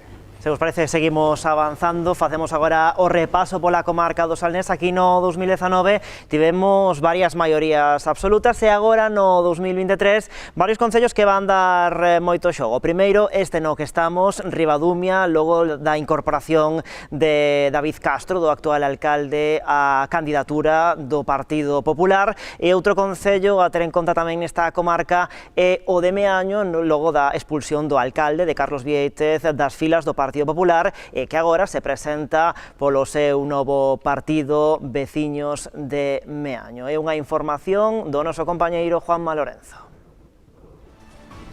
Nas comarcas do Salnés e de Caldas non se agardan grandes sorpresas neste 28 de maio. A principal incógnita é saber que pasará no Concello de Meaño, onde o alcalde Carlos Viéitez acude a urnas representando a Veciños por Meaño, tras a súa expulsión do Partido Popular e co obxectivo de acadar a maioría absoluta. Outro concello con dúbidas é Cambados, onde Samuel Lago enfróntase por primeira vez ás urnas. O socialista leva pouco máis dun ano na alcaldía, logo da renuncia de Fátima Val. En fronte terá a nova candidata do Partido Popular, Sabela Fole, e o novo líder do BNG, Liso González. Repiten como alcaldables Tino Cordal por Somos Cambados e José Ramón Aval por Cambados Pode. No resto da comarca do Salnés, a cuestión vai de ter ou non a maioría absoluta. Ese é o obxectivo da socialista Marta Giraldez en Meis, tentando sacarlle proveito ao seu paso polo goberno nestes últimos 4 anos. Pero o PP tentaralle poñer as cousas difíciles coa súa nova candidata, Marta Lucio. Xoán Manuel Vázquez repite como candidato do BNG. En Ribadumia, David Castro aspira a manter a maioría absoluta agora baixo as siglas do PP. O mesmo acontece en Sanxenxo, onde o popular Telmo Martín confía en ter a maioría máis aínda logo do acordo con Sal. Tamén Gonzalo Durán busca unha nova maioría absoluta en Vilanova. Os socialistas, mentres, agardan manter coa maioría absoluta Vila García, a Illa e o Grove. Na capital arusa repite como candidato Alberto Varela e na localidade de Meca José Antonio Cacabelos. Na Illa, os socialistas renovan candidato. Luís Arosa conta con manter a maioría absoluta do aínda alcalde Carlos Iglesias. No municipio insular tamén renovaron candidato o PP, agora con Matías González e o BNG que aposta por Manuel Suárez. Na comarca de Caldas, entre tanto, un dos puntos quentes vai ser Catoira, máis aínda despois do intenso mandato que deixan as súas costas o socialista Alberto García, o popular Iván Camaño e o nacionalista Xoán Castaño. Tamén está por ver que vai pasar en en Moraña, onde o PP aposta por Sito Gómez para reter o poder, logo dun mandato que comezou con Luisa Piñeiro como alcaldesa e que vai rematar con José Cela como rexedor. Os socialistas aspiran a recuperar a alcaldía agora con Xoel Souto, neto do histórico rexedor Xosé Eiras. Marcos Suárez repite como candidato do Bloque. En Cuntis, o PSOE de Manuel Campos conta con manter a maioría absoluta, mentres que o tamén socialista Juan Manuel Rey aspira a un novo mandato á fronte do consistorio de Caldas. En Valga, o popular Bello Maneiro dá por feita unha nova maioría absoluta, ao igual que Ricardo Martínez, tamén do PP, en Portas. En Pontecesures, por último, haberá que ver cara onde se inclina a balanza. Juan Manuel Vidal Seaje, o actual alcalde do PP, quere a súa primeira maioría absoluta, pero non semella doado. O BNG renovou a súa candidata confiando en Maite Tocino, quen xa foi concelleira de goberno na localidade. O PSOE volve a apostar por Roque Araujo, tamén con experiencia de goberno. Bueno, pues aí habíamos esas maiorías absolutas tanto aquí na comarca do Salnés, tamén maiorías absolutas pola comarca de Caldas e varios puntos quentes nestas dúas bisbarras, Ribadumia, Meaño, Catoira. Por onde queredes que comecemos? Comezamos polo concello anfitrión deste Contrastes, polo concello de Ribadumia, ademais con novidades desta mesma xornada, non? Sí, os concelleiros do PP acaban de mandar un comunicado dicindo que, basicamente, o de David Castro non foi unha fusión, sino que foi unha absorción e que eles dan por rematada a súa historia co PP, non? Entón, Ribadumia eu creo que é un concello que levas téndonos na incógnita desde hai moitísimo tempo, porque non sei quen foi, Salomé chegou a ter maioría absoluta, sí. E desde aquela, o sea, non volveu a haber nada seguro, non? Incluso unha maioría, non sei se te acordas, que se dirimiu no xulgado por 2 votos pintados pintados unha raya. O sea que, e eu creo que as cosas van a estar igual de complicadas, ou polo menos o escenario de boas a primeiras está igual de aberto, non? Porque ora resulta, o sea, se hai 4 anos tiñamos un PP que parecía que iba a consolidar, hai 8 anos, perdón, e irrumpe David Castro e desfai todo. Ahora que parece que David Castro co PP pois vai a sentar todo o mandato, eu creo que se realmente ao final se presenta Xuntos por Ribadumia, ou bueno, non sei se teñen nome ou... Xuntos por Ribadumia sería, sí. Xuntos por Ribadumia, a cousa pode cambiar, pero radicalmente. Claro, que de entrada se daba a maioría por feito, non? Esa maioría absoluta, esa continuidade con maioría absoluta dos independentes, pero agora abrimos todo este pastel, non? Sí, mesmo estar nunha marca que noutra, non sabemos tampouco as condicións nas que vai a estar Castro agora en este novo proxecto, pero quería ir un poquinho máis alá, vendo este repaso sobre un pouco os cambios que existiron na comarca do Umia e tamén na comarca do Salnés con respecto ao Partido Popular. É curioso como notase a cirusía do novo presidente provincial do PP, Luis López Lugués, notase moitísimo a súa chegada e como nestas eleccións municipais xa vamos comprobando esa pegada de cambio no Partido Popular. Esta é unha das tantas maniobras, que non era prevista, por certo, eu non tiña claro que David Castro pudese acabar en filas do Partido Popular, igual que tampouco entendí excesivamente que pasou en Moraña con esa saída abrupta, non, de Viéitez. En fin, problemillas, como di el, eu creo que eso foron problemas, máis que problemillas, foron problemas graves, pero en calqueira caso, bueno, o caso de Ribadumia é un concello absolutamente presidido pola incertidume política permanente e crónica, non? Entón, bueno, eu entendo que Castro ten un perfil, ten un liderazgo, ten unha xestión, tamén cabe dicilo, e veremos agora como se pode vender eso dentro dunhas siglas como as do Partido Popular, con un histórico tamén no Concello de Ribadumia, que tamén cabe dicilo. Si realmente se vota a persoa, se vota o que fixo, os feitos, que o traballo ben feito, pois David Castro terá moito recorrido. Si lle vai a penalizar haber deixado os independentes e aliarse co PP, pois as urnas falarán o 28M, pero... Realmente sí lle costa, porque dentro das filas de independientes tamén hai descontentos. Claro. Porque non sabemos se esos descontentos van a ir ás urnas. Claro. Do Partido Popular, como se pode comprobar en ese Claro, non, por eso. Todos temos descontentos no Partido Popular. E temos descontentos en... E que aquí a línea entre PP e independientes sempre foi moi fina, non? O sea, eu podía ser igual era do PP hasta que fun de Independientes, e ahora podo ser de Independientes hasta que pase o PP. Entón, no, por eso digo que si realmente votase a persoa e votase a xestión, vamos a ver que pasa, ese pode ser un exemplo, non? Claro. Pero hai 8 anos, o sea, Salomé estaba completamente asentada, tiña unha xestión que eu non creo que tuvera grandes problemas, Ribadumia tiña máis inversións que nadie, e chegaron os Independientes e dinamitaron todo en 2 segundos. E non sei, o mellor estou moi equivocada e realmente eso non se ve nas urnas, non? Pero eu creo que agora pode suceder o contrario, o sea... A lógica di eso, que David Castro que pode renovar a maioría, pero o problema é que ten el... Como van a penalizar? Si eses descontentos de Independientes se unen cos descontentos do PP, que non parece, a verdad, e que podan sumar e entonces quitarlle a maioría absoluta, entonces a ter outro escenario político, non? Pero, bueno, no conxunto da comarca eu quería resaltar unha foto, porque aí, ás veces, hai as campañas e as precampañas, unha foto pois marca o devenir político, non? En este caso penso que foi a foto dos candidatos do Partido Popular cos bateiros, que está críticos no conflito da Mejilla. Chegoume que había verdadeiros problemas nas filas do Partido Popular para encher todos os candidatos as súas candidaturas en diferentes povos.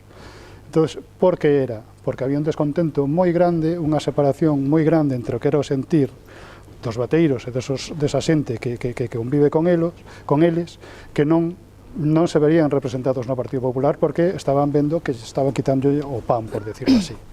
Esa foto, enfrentándose ao propio Partido Popular a nivel Galicia, conseguía domar e apoiando sin fisuras os bateiros que defenden pois que se anule o decreto que regula o tema da mesilla, pois penso que aí marcou un antes e un despois. Entón, aí, a partir de aí, penso que o Partido Popular a nivel xeral pode recuperar bastante electorado e incluso loitar, ter opcións, digamos, por acadar a Mancomunidade dos Olnés, agora máis socialistas.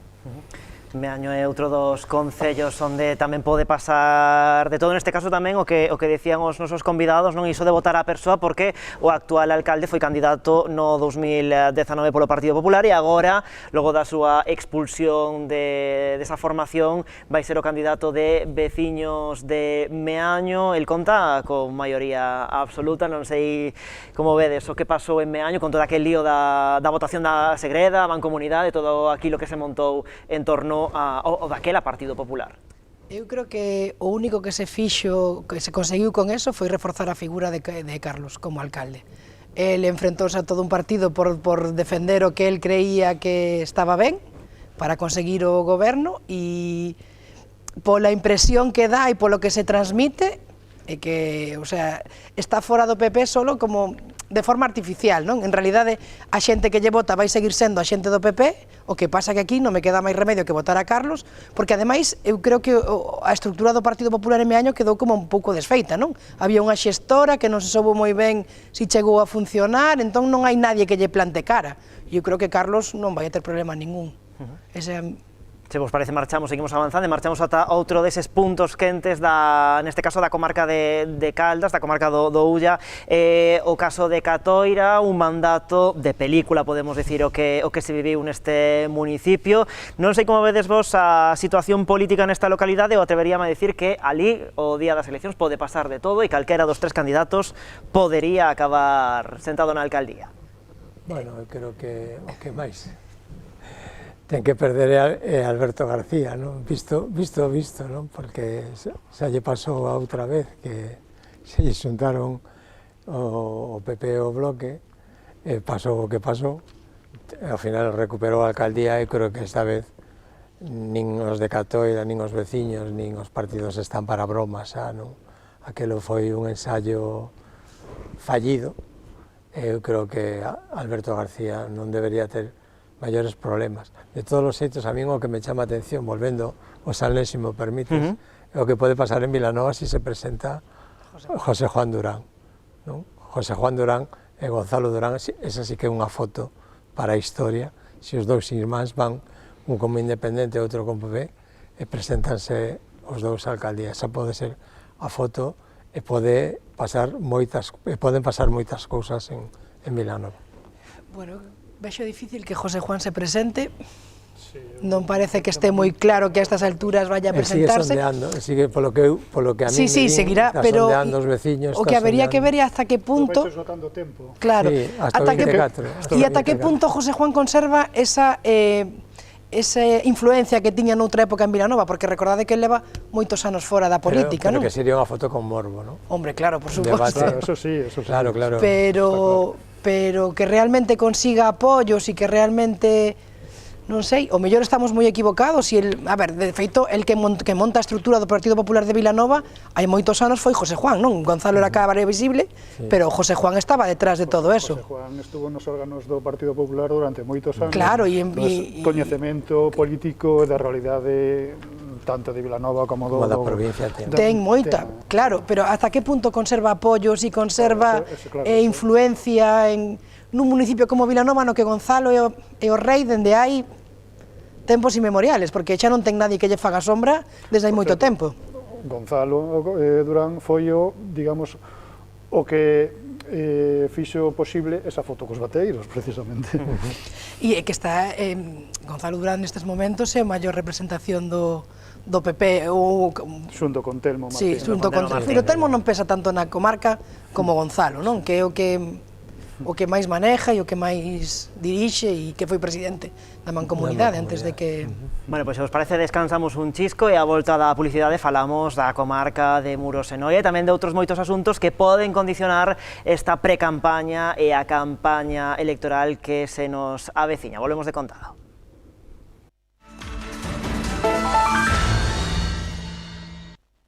Pois nada, aquí continuamos nesta previa do Contrastes en Canal Rías Baixas. Agora continuamos falando e falamos de política galega e tamén de política estatal, porque claro, ao final todo se acaba mesturando e non sei que opinan os nosos convidados se ao final as cuestións que podemos dicir que se tratan en Santiago e en Madrid nos acaban afectando tamén na precampaña e na campaña. Non sei se ao final queredes que anda todo mesturado e se aproveitan temas que realmente non son alleos á política local.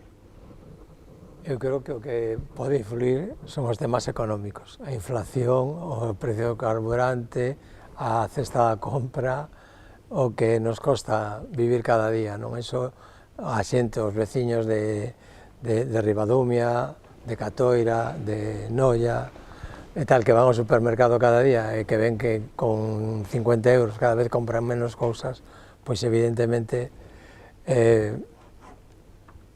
teñen que pensar que algo está pasando, non? Que está pasando, non sei se vai a influir nestas eleccións, pero non podemos esquecernos que a finales de ano temos outras eleccións, entonces, en ese contexto pode ser convulso, non? Si lle vai restar ao PSOE o que está pasando en Madrid, que vai pasar co Podemos e Sumar, si lle vai tamén pasar factura nas eleccións municipais as mareas, xa non, a Podemos, as poucas listas de Podemos que se van presentar, que lle vai pasar a todo eso, non? Está moi aberta. Eu creo que a porcentaxe de votos no que influe a política nacional é moi pequena nas municipales. Eu penso que, salvo cuestións como dos bateeiros, que sí que lle tocan directamente... Realmente é local. Claro, que afecta directamente a política local. Pois, salvo esas cuestións que sí que se poden deixar sentir nalgún lado, eu penso que o resto aquí o que se mire é a persona e a nivel municipal. E a proba é Lores en Pontevedra, non? O sea, non hai... Que, por certo, está moi proactivo. Está facendo unha precampaña moi activa, presentando moitos proxectos.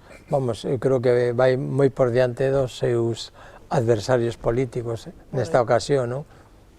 Creo que non influye en exceso. Pode, por exemplo, a mí me parece clave, bueno, é demasiado prematuro, se dese antes, igual si podía ter algo de incidencia ese liderazgo no PSDG en Galicia, aí sí que me cadra que algo de influencia podería ter nas eleccións municipais, sobre todo por unha cuestión de visión de partido, non? Que o PSDG parece que según o terreo que pises ten un xeito de pensar ou un xeito de xestionar que con respecto ao Concello do lado, non? É un partido bastante complexo, sobre todo na Federación Galega, non? Entón, un home que lle pode dar, ou un liderazgo que lle pode dar Besteiro no futuro curto prazo, sí que se este proceso tivese lugar antes, a lo mellor podría ter algo de incidencia, non? Con respecto ao resto, non son nada confiado en que o que sucede en Madrid no Congreso dos Deputados. Pero non pensades que pode haber un pequeno desgaste da acción do goberno nacional que se traslade? Mira, aquí, por exemplo, na comarca as maiorías do PSOE, que son a Illa, Vilagarcía e o Grove, eu creo que se desgastan é froito do goberno, o sea, a Vilagarcía igual lle pasa factura a todas as peatonalizacións e todos os cambios que fixo, pero non creo que vaya a ter nada que ver a inflación ou o goberno de Pedro Sánchez. Se pode influir a medida que a cidade sea máis grande e claro, haya máis, pode ser, digamos, unha urbe pues, con moitos miles de personas que poden votar, pero en cidades pequenas, povos prácticamente... Sí, eu creo que nadie discute esas maiorías absolutas das que falabades agora, Vilagarcía, o Grove ou a Illa. Sería interesante, por exemplo, analizarse a conveniencia ou a pertinencia da presencia de Pedro Sánchez nas municipais en Galicia ou non. Aí entraríamos noutra cuestión ben diferente, é dicir, se convén ou non, non? A respecto do que dicía antes Juan sobre o posible novo liderazgo, bueno, veremos que pasa no PSDG.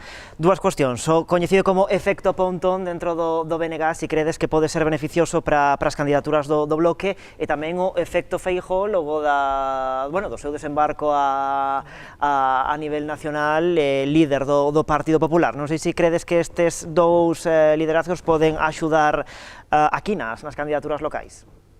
Eu creo, polo que falábamos antes, non? Aquí votase a persoa, Feijóo foi o primeiro que quitou o logotipo, non? O logotipo, non? Dos cartéis electorais. Basicamente, a xente vota a Lores, a xente vota a Alberto Varela, a xente vota a Cacabelos, a xente vota a Telmo Martín ou votou, bueno, quería dicir o nome dunha muller, pero ahora mismo non. María Ramallo. Fátima Val, quise dicir Fátima Val, pero xa non está, non? Por eso está... Por exemplo, pero outros moitos. Marta Giralde, por eso. María Ramallo. María Ramallo, pero íbame xa para Marín e quere dicir algún dos Alnes tamén, non?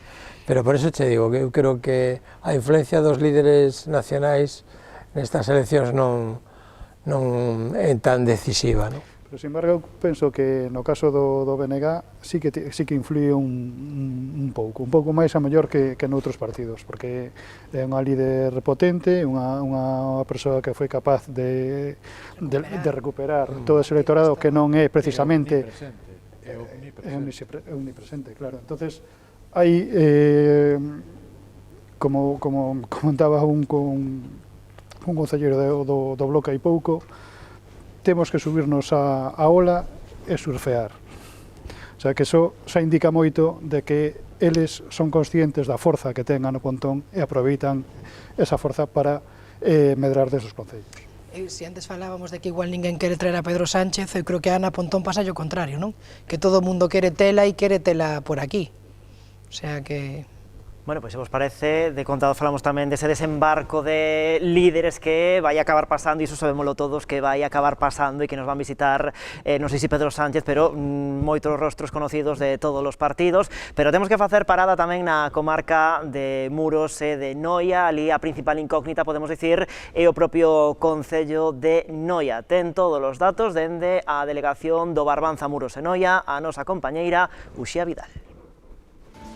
Nas comarcas de Muros e de Noia, a principal incógnita atopámola no propio Concello de Noia. O popular Santiago Freire opta a reelección como alcalde, pero a polémica xurdida a raíz da mina de San Finse o cambio de candidato do PSDG fan que todo sexa impredecible. Nestes momentos, Santiago Freire lidera un bipartito cos dous edís de noieses independentes agrupados. O novo candidato do PSDG é Fran Pérez, moi coñecido por ser o expresidente do colectivo empresarial Noia Histórica. O resto de formacións repiten cabeza de cartel. Manolo Seijas mantense á fronte da Marea Cidadá e Ricardo Suárez do Bloque. Marisol Villar tamén continúa como alcaldable polo Noia. No resto de concellos da zona non se agardan grandes sorpresas o 28 de maio. En Muros, a popular Inés Monteagudo confía en manterse na alcaldía por un segundo mandato. Os socialistas volven a apostar por Caridad González e os nacionalistas por María Lago. Haberá que ver como se reparte o voto que no 2019 foi para Compromiso por Galicia, partido de goberno no mandato anterior, agora desaparecido do mapa político muradán. En Outes, entre tanto, Manuel González, de Compromiso Outes, confía en consolidar o seu proxecto. E iso sí, haberá que ver que impacto deixa nas urnas a renovación de candidatos no PP, agora con Fran Calo e no BNG, onde Anxo Núñez pasa a ser o cabeza de cartel. Onde non se agardan grandes sorpresas é en Porto do Son e Lousame. Nestes dous concellos, o PP conta con maioría absoluta. Luís Oujo volve optar á alcaldía do Son, un cargo que ocupa dende 2011. Jorge Romero é o novo candidato dos socialistas, mentres que no Bloque repite Balbino González. En Lousame, a actual alcaldesa Teresa Villaverde tamén continúa a fronte do proxecto dos populares. Neste municipio, a única novidade é Ana Domínguez, nova candidata do PSOE. No Bloque repite Anxo Moledo.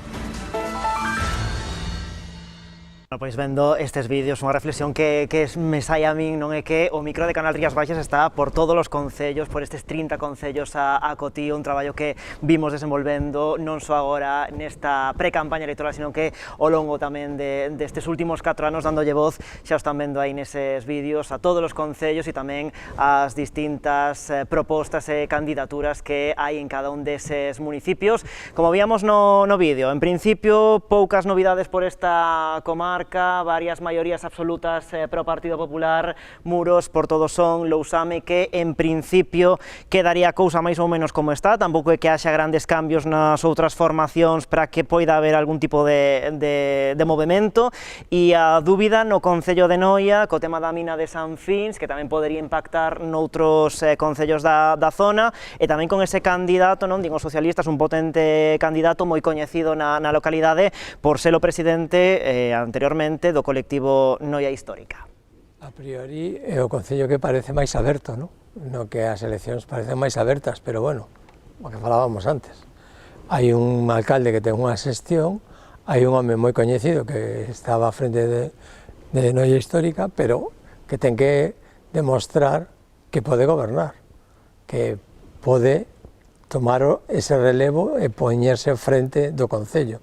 Non é mesmo estar ao frente dunha asociación de empresarios que estar ao frente dun concello, non? Entonces, eu, de todos os sitios, creo que é o concello desa comarca que vexo máis aberto do que poda pasar o 28D. Falábamos antes que, a mellor, nun goberno consolidado, pois o que pode, digamos, facer mudar o voto dos veciños, pois pode ser un conflicto, non? Neste caso temos o da mina de San Fins, que eso está afectando aos sectores productivos, se sienten afectados, xa se manifestaron, e entonces por aí, pois o mellor poda xerar descontentos e que pois a veciñanza tire por un lado por outro e que haxa cambios. Eu vexo por aí o tema que máis, digamos, que si o Partido Popular non é capaz de lidiar ben sobre esa polémica, pois que lle pode costar electoralmente. Un asunto, ademais, que afecta principalmente ao Concello de Noia. Está sendo, por exemplo, moi activa a Confraría de Noia, amosando o seu rexeitamento a que se leven a cabo eses vertidos á ría, pero sí que é certo que no resto de concellos, en Lousame, en Outes ou no resto de concellos tamén do borde litoral da ría, pois tamén hai un forte rexeitamento, non, a que acabe pasando o deses vertidos, non? A mí ese conflicto soname moi parecido que está a acontecer co tema dos parques eólicos, non? En diferente dimensión, en diferente quizás afección, pero máis ou menos cando un trata de mudar a fisonomía ou cando un axente externo propón mudar a fisonomía dun concello dun xeito agresivo ou abrupto neste caso, pois se a xestión política non é axeitada, non se explica ben, non se comunica ben, que pasa moitas veces en diferentes alcaldías ou alcaldables que non explican ben en que va a beneficiar ese proxecto, as súas ventaxas, e tamén é sincero nas súas desventaxas. non fai ben ese papel de comunicación, pode volverse en contra, non? Por eso, aí, como dicían tanto Pedro como José, pode a situación en Noia voltearse para un concello tradicionalmente do Partido Popular. Esa curioso porque na ría de Muros e Noia, nesa parte, temos o Partido Popular instalado desde fai bastante tempo, desde anos, e na ría de Arousa, nesa mesma beira, está instalado o BNG e o PSDG, non sei, teríamos que estudiar política e sociolóxicamente que pasa aí, non? Que aire sopla para que haya ese cambio de aire político. Bueno, aí creo que tamén lembro, pero me vou moi atrás, non? Lembro en tempos do Prestige, lembrades cando foi o Prestige, que pensaban que caerían todas esas alcaldías que foron moi castigadas polo verquido petroleiro, e finalmente se votou o rexedor, como dicía Pedro, finalmente se valora a xestión. Un feito, un acontecemento como Prestige de esa magnitude que non acabou castigando os propios candidatos que buscaban a reválida con ese escenario tan adverso, bueno, pois, como dicíamos, normalmente vótase en un concello a unha persoa, a un xestor, a esa persoa ou ese líder que xerou confianza durante todo ese tempo, non? E supoño que non haberá excesivas sorpresas, salvo esta que estamos a mencionar en Noia, que está bastante aberto, sobre todo como se xestiona nas urnas do 28 de maio ese conflito, esa polémica, que, como dicía, me traslada tamén a outros escenarios onde os parques eólicos sitúan os propios alcaldes frente ao seu propio partido. O propio partido está a fomentar unha serie de instalacións eólicas e o alcalde ten que poñerse do carón dos veciños. Complicado papel, porque, claro, internamente tes unha tensión convulso convivir así políticamente a nivel interno e externo, non? Dicíamos antes o desembarco de líderes de distintas formacións, pois precisamente en Noia esta tarde había un acto do Partido Socialista que se lanza a conquistar este municipio co seu novo líder, con Fran Pérez. Por ali estiveron un gran acto o alcalde do Concello de Ames, a alcaldesa da cidade da Coruña, o secretario provincial e alcalde do Concello de Pontedeume, Bernardo Fernández, e o secretario dos socialistas galegos, tamén presidente da Deputación da Coruña e alcalde das Pontes, Valentín González Formos. Así que xa vemos que comezan, non, eses grandes actos de pre-campaña, ademais precisamente hoxe que falta exactamente un mes para que comece a campaña electoral. E xa que falábamos antes da cuestión da Mexilla, agora do tema da mina de San Fins, hai outros temas, non, que marcaron a actualidade nestes últimos anos, que poden tamén xogar unha baza moi importante a hora de desenvolver as mensaxes, non, que se van lanzar nestas semanas que temos por diante. Se os parece, tomando este exemplo da cuestión da mina de San Fins na ría de Muros e Noia, marchamos de novo ata a ría de Pontevedra, porque ali unha das noticias que marcou a actualidade nos últimos anos, nos últimos meses, foi a sentenza de Ence, que sospeito eu que acabará entrando, non, na campaña electoral. Entrará na campaña electoral, pero evidentemente o Bloque e Lores manteñen a mesma postura desde fai 20 e tantos anos, 24 anos, Ence non fora da ría, non hai fora da ría, noutro lugar. O PSOE, tras a sentencia do Supremo, fixo un viraxe e xa di que, bueno, que a sentencia hai que cumplila, que hai que exigirlle todas as melloras medioambientais e as inversións necesarias a empresa, o grupo Basteiro. O PPE sempre defendeu que a prórroga estaba vendada e que hai máis beneficios que prexuicios. Entonces, aí ninguén, salvo o PSOE, que fixo esa viraxe un pouco aí hacia o centro, pois polo demais ninguén se moveu da súa postura. De feito, o alcalde contratou o ex-ministro de Xusticia, Francisco Camaño, para levar o recurso ante o Supremo de nulidade para que lle volva a causa a Audiencia Nacional, volver a reiniciar todo o proceso judicial. Vamos a estar así anos, como mínimo de 5 a máis anos, o sea que... Claro, eu creo que Ence entrará en campaña, pero non para cambiar nada, porque o que non quería Ence seguirá votando Bloque e o que sí quería Ence seguirá votando PP. O sea, non creo que teña maior influencia que esa. Eu creo que Ence entra en campaña, bueno, xa entrou en campaña, nunca saiu, nunca marchou. Sempre estivo aí, o sea, pechábamos un mandato, abríamos outro e xa estaba Ence aí ás portas esperando, non? Pero con esta cuestión sí sería diferente o escenario no caso de que a sentencia do Tribunal Supremo fose completamente diferente ao actual dictamen. Aí estaríamos a falar de outra cuestión, non porque existisen cambios de posicións, sino pola tensión da propia campaña. A tensión da campaña en Pontevedra agora parece que se apaciguou con esta cuestión, é dicir, ademais, o movimento de Fernández Lores esta semana, bueno, o movimento do despacho que contratou o Concello de Pontevedra por instrucción de Fernández Lores para facer, bueno, pois, ese traballo de nulidade no Supremo e despois o recurso de casación no Tribunal Constitucional. Bueno, pois todo isto son maniobras perfectamente medidas por parte do goberno local e do candidato para amosar que non está xogando un novo farol con respecto ao seu electorado, é dicir, sigo pensando o mesmo que fai 28 anos con respecto á posición ou asentamento de Ence na ría de Pontevedra.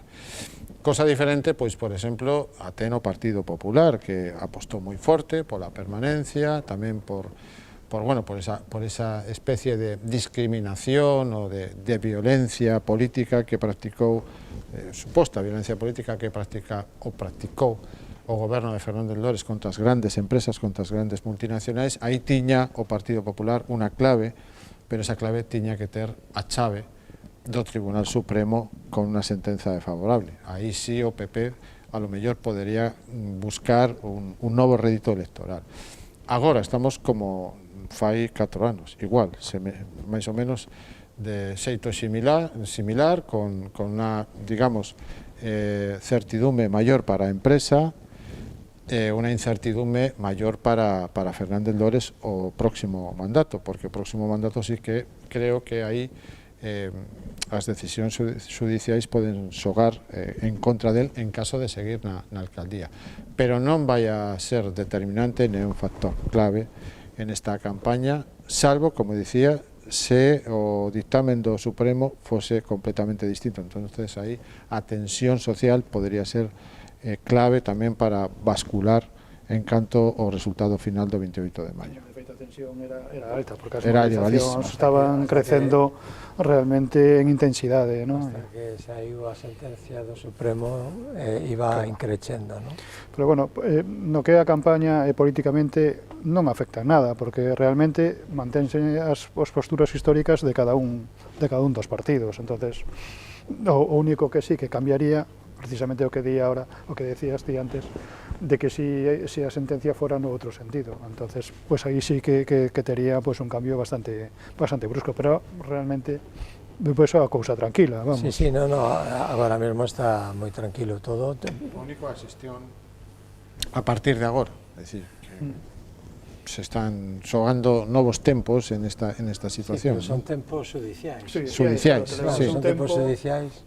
Claro. Sí, pero a capacidade que ten, neste caso, Fernández Lores, a súa visión sobre o que ten que pasar aí, vai quemando recursos, vai quemando posibilidades. Aí está o asunto. Outro asunto que de seguro tamén entra na campaña é a cuestión da sanidade. Levamos xa bastante tempo, ademais contando tamén aquí en Canal Rías Baixas, dos numerosos problemas que se rexistran en ambulatorios, en puntos de atención continuada de todas as comarcas da nosa área de cobertura, por falta de médicos, por precariedade na atención aos doentes. Supoño que esta cuestión sí que vai entrar tamén non en campaña electoral, especialmente pola esquerda, non? A sanidade sempre é tema de debate electoral, non? Este quen este no goberno, este quen este na oposición. E eu creo que aquí a esquerda vai aproveitar moito toda a movilización que se fixo nos últimos tempos e sacando a xente á rúa para exixir máis médicos e para exixir que funcionara ben, denunciando cada vez que non hai PACs, que non hai médicos nos PACs, que hai listas de espera. penso que sí, que por aí sí que poden... Sí que pensades que se está confundindo o electorado, porque estamos falando dunhas eleccións municipais na que os concellos non teñen competencias en sanidade, e sin embargo... Xa, pero resulta que os alcaldes ao final, o sea, os alcaldes da esquerda acaban se erigindo en grandes defensores da sanidade pública no seu municipio. Digamos, os que non teñen a responsabilidade. Claro. Entón, claro que se está confundindo o electorado por completo, pero que a sanidade política igual que a educación, o sea... E ese é o gran problema que ten a sanidade, non? Que a utilizamos como arma política en vez de sentarnos a buscar unha solución que realmente... está empezando a pasar ahora cas renovables das que falaba aquí antes Juan de Sola tamén, non? Eu penso personalmente que utilizar como ferramenta política un dos elementos do benestar social ou dos pilares do benestar social é absolutamente lamentable. Eso sempre levo esa crítica feita repetidamente no tempo, tanto na educación como na sanidade e tamén en alguna que outra política social, outra non, porque precisa tamén de algún texto legislativo que precisa ou require debate, pero en temas esenciais como a sanidade creo que casi desgasta moito máis o sistema, a imaxe do sistema, os profesionais que están ao fronte do sistema, os xestores que están ao fronte da sanidade pública, que as melloras que despois vemos os que usamos a sanidade pública, que ao final somos todos. Ese debate a mí me parece ben que se fagan demandas en un concello onde non existe un punto de atención continuada ou un centro de saúde concreto, porque é necesario que o alcalde eleve a voz, pero cando xa entra en un programa electoral de xeito difuso, sen ningún tipo de concreción, e simplemente para que figure como unha reivindicación unha bandeira, creo que a sanidade é algo máis serio que todo iso. Entón, lamento moito que a sanidade entre en unhas eleccións municipais que estará presente, moi presente, sobre todo polo acaído en nestes últimos tempos, con esas deficiencias de recursos, pero chamo tamén a unha responsabilidade política dos partidos en este sentido, é dicir, que é necesario e que non é necesario, sobre todo dentro da crítica, por favor, o sistema que temos, que é un sistema bastante interesante, sobre todo para o sistema que nos cuidanos, non fagamos unha imaxe de descrédito e unha campaña contra, finalmente, para sacar un puñado de votos. Que en sí pode acabar tamén entrando na precampaña neste caso e o rei emérito Xoán Carlos I, que quizáis veña de visita ao Concello de Sanxenxo a semana que ven, así que tamén metemos no medio do debate político e da precampaña tamén a monarquía e o regreso do emérito, neste caso de novo a Sanxenxo. É unha decisión que deles, de Zarzuela, bueno, son... Zarzuela creo que no. Bueno, Zarzuela creo estaba que moi enterado, persoal, ¿no? Yo creo que es algo persoal, máis ben, deberían estar coordinados, digamos. Pero bueno, pero polo que se ve en Sanxenxo realmente están encantados. Outro día, onte, estuvo o presidente da Xunta nun acto con Temo Martín en Sanxenxo e dixo que fora polémicas, apartando polémicas, que eso que era unha promoción pois moi importante para Sanxenxo e para o turismo de Galicia. E interpelado o alcalde de Sanxenxo, Telmo Martín, anfitrión do Monarca, pois prácticamente veu a dicir o mismo, de que para Sanxenxo que era unha promoción increíble e que se se quería promocionar o turismo náutico, pois nada mellor que ter o rei aí e todo iso pois que redunda en que Sanxenxo como marca sexa máis coñecido e poidan atraer turistas ao longo de non só no verán, sino durante todo o ano. Eso é o argumento que defenden desde ali. Bueno, esa é a base do turismo de Sanxenxo, non? O turismo de Sanxenxo é de ir a ver quen está, de ir a ver quen ven, de xente que repite ano tras ano porque ten ali as súas vivendas, pois, ora, eu creo que contrasta un pouco con esa imaxe de turismo que igual deberíamos dar desde Galicia, non? Que non é solo de que veñan famosos, sino de que temos realmente cousas máis que de sobra interesantes como para que veña a xente, non? No, creo que por turismo, digamos, creo que se teria que apostar por un turismo de calidade, claro. Un turismo que gaste, que compre, que consuma, que vai a restaurantes, non un turismo de playa, digamos, e bocadillo, non? Penso que teria que ir por aí. Non sei se co emérito vai por aí a cousa, por eso queren que este, ou por outro tema. Brevemente xa. Habría que lembrar que, máis aló do comportamento moral que tivo este home, non? Ao longo destes últimos anos, hai que lembrar que non está imputado por ninguna causa, o sea, que é un español que pode ir donde lle pete. Sí, pero bueno, claro, é o que che decía do turismo de famoseo, non? De, pois aquí veranea o rei emérito. Pero eso sempre pasou en Sanxenxo. Xa, por eso. Damos a última intervención a Juan de Sola. Comparto con Pedro que se debe de cumprir con ese dereito fundamental de calqueira que non este nunha circunstancia adversa judicialmente, evidentemente, aí non podemos entrar, nen podemos valorar esa decisión persoal, pero tamén quero lembrar que é máis o ruido, a reverberación, porque o emérito leva visitando Sanxenxo moitos anos, leva regateando en Sanxenxo moitos anos. Con respecto ao fondo da pregunta, se vai a ter algún tipo de incidencia nas eleccións municipais, creo que non. De feito, a decisión de que aparezca o 19 de abril ten directa relación con esa intención de non irrumpir nas eleccións municipais. Con respecto á proxección do Concello de Sanxenxo a nivel nacional e internacional, ou máis ben a nivel nacional, creo que o Concello está bastante ben promocionado, ten os seus canles de promoción. Bueno, isto pode ser algo complementario, non? Si me remato, si me molesta bastante que veña o rei emérito porque non se acaba de aprender o persoal que está fora de Galicia de que é Sanxenxo e non Sanjenjo. Eso sí me molesta. Pois quedamos con iso. A verdade é que se nos pasou rápido, creo que aos 5 aquí presentes, este primeiro contrastes desta tempada de 2023. José Pereira, director do Diario da Arousa, Pedro Pérez, director adxunto do Diario de Pontevedra, Maruxa Alfonso, xornalista de La Voz de Galicia, Juan de Sola, xornalista de Onda Cero. Moitísimas grazas por achegarvos hoxe ata esta previa do contrastes. Boas noites.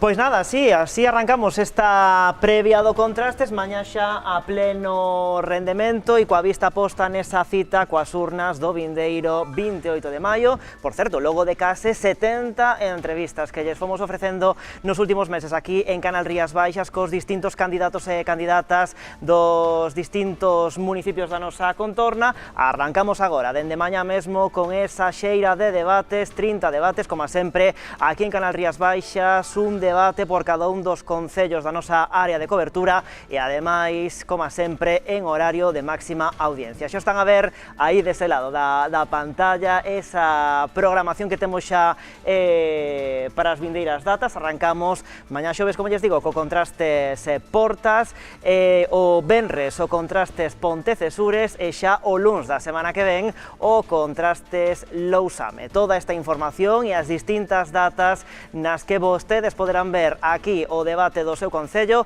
poden atopar xa na portada de canalriasbaixas.com. Como sempre, graciñas por estaren aí. Adeus.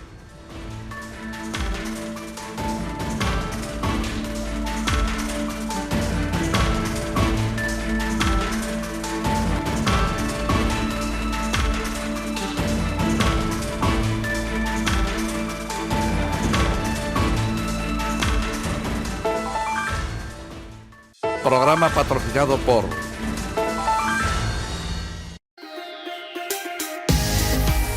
En Neumáticos Soto incorporamos novos servizos. En Taragoña contamos con postes de recarga para coches eléctricos e con lavandería para que teñas a túa roupa lista en 30 minutos. Os nosos servizos de sempre certificados coa ISO 9001 de calidade, mecánica, neumáticos, limpeza de tapicerías e lavados, e podes esperar polo teu coche ou roupa na nosa cafetería autoservizo. Neumáticos Soto en Taragoña e Porto de Rianxo. Se queres o mellor, xotes.